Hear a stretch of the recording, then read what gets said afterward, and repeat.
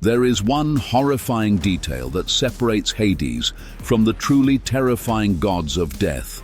Hades waits for you. The others come for you. This simple distinction changes death from a destination into a hunter, revealing a host of deities who make the Greek Lord of the Dead seem tame. So let us begin our descent. Let us pull back the veil on the divine figures who looked upon Hades and his orderly kingdom and saw not a rival, but a pale and unimaginative imitation of true oblivion. Number 1. The god of unending hunger. Imagine you are standing in a field of wheat that reaches for a sun that gives no warmth. The stalks are brittle, the heads are empty, and the soil beneath your feet is cracked and dead. You feel a thirst that no water can quench, a gnawing emptiness in your gut that mirrors the barren land around you. This is not just a drought. This is a presence. You are in the domain of Mott. To the Canaanite people of the ancient Levant, Mott was not a king of the dead. He was death. His name literally means death. He was the god of the parched earth, of sterility, and of the grave. But his terror came from a single horrifying attribute: his insatiable appetite. Mott did not ferry souls to an underworld, he devoured them. His jaws were the pit of the earth itself, one lip touching the heavens, the other the underworld, and his throat was the gullet of the grave. The chronicles speak of a cosmic war where Baal, the god of rain and life, is challenged by this personification of decay, and in their sacred myths, Baal is killed. He descends into the underworld and is swallowed by Mott. The cosmic consequences were felt in the mortal world. The rains stopped, the crops failed, the world began to die. It was not a punishment. It was simply the result of hunger winning its eternal battle against life. This is a terror that Hades, with his laws and his rigid domain, could never represent. Hades offers finality. Mott offers annihilation. He is the fear that life itself is just a temporary feast for an eternal cosmic starvation. He is the divine embodiment of the end, not as a quiet transition, but as a violent, all-consuming act of being eaten by the universe itself. The pact was simple. Life exists only in the brief moments when Mott is not hungry. Number 2. The architect of corruption. Now I want you to look at the world around you, not at the grand monuments or the beautiful landscapes, but closer. Look at the rust that spiders across a forgotten blade. Look at the subtle blight that turns a leaf black at its edges. Listen for the lie that sounds almost like the truth. You are witnessing the handiwork of a being for whom death is not an end, but a tool. This is the shadow of Ahriman, or Ahriman, the eternal enemy of Zoroastrian lore. To understand his terror, you must first understand his opposite, Ahura Mazda, the Lord of Light, Truth, and Creation. Ahura Mazda fashioned a perfect world, a reality of order, light, and life. And into this perfection, Ahriman, his eternal twin of darkness, chaos, and death, bored his way in. He did not seek to rule the world. He sought to infect it. Ahriman is not a god who waits for you in the afterlife. He is the force that makes an afterlife necessary. He introduced sickness into the first man, poison into the first plants, and lies into the first thoughts. He is the principle of entropy itself, the cosmic force that ensures all things decay, fall apart, and turn to dust. Hades rules a kingdom of the dead. Ahriman works to make the entire universe his kingdom. His terror is existential.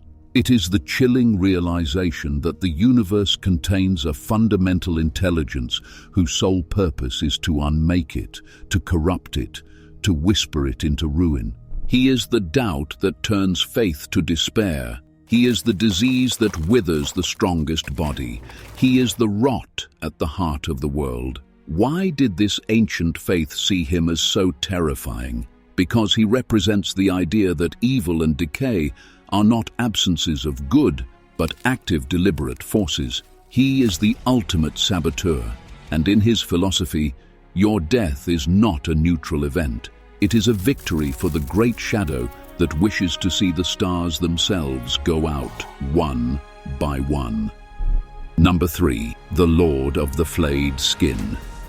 Prepare yourself. The journey we take now is not one of philosophy or metaphor. It is a physical ordeal, a descent into a place of visceral, unimaginable horror. We go south, to the blood-soaked lands of the Aztec Empire, to face the master of Mictlan, the lord of the lowest level of the underworld, Mictlantecuhtli. Look upon him. His skeletal body is adorned not with royal robes, but with spots of gore and human bones. His liver hangs from his chest, and his grin is a true skull's grin, wide and empty. He wears a necklace of human eyeballs and a crown of owls and spiders, creatures of the dark. But the image of this god, as terrifying as it is nothing compared to the reality of his kingdom. For the Aztecs, death was not about judgment. Your virtues, your sins, they mattered little. Nearly everyone, from the noble warrior to the humble farmer, was destined for the same place, Mictlan, and the true terror was the journey to him. It was a 4-year, soul-shredding pilgrimage through 9 distinct levels of hell. You did not walk this path. You endured it. Imagine it. You must cross a great river where jaguars tear at your soul. You must pass between 2 mountains that crash together, trying to crush you for eternity. You must climb a mountain of obsidian blades that slice you to ribbons, and then face a wind so cold and sharp, it feels like it is flaying the very memory of warmth from your being. And this is not punishment. This is just the path. This is the process. This is why Mictlantecuhtli is so much more terrifying than Hades. Hades' realm is a grim grey stasis. Mictlantecuhtli's realm is an active, indifferent torture chamber that you must navigate. The terror he represents is not of a final judgment, but of a final, meaningless ordeal. His power is in the utter hopelessness of the journey, the knowledge that your end is not a rest, but the beginning of the most arduous and painful trial you will ever know. He doesn't need to be evil. The path to his throne does all the work. Number 4. The Harbinger on the battlefield.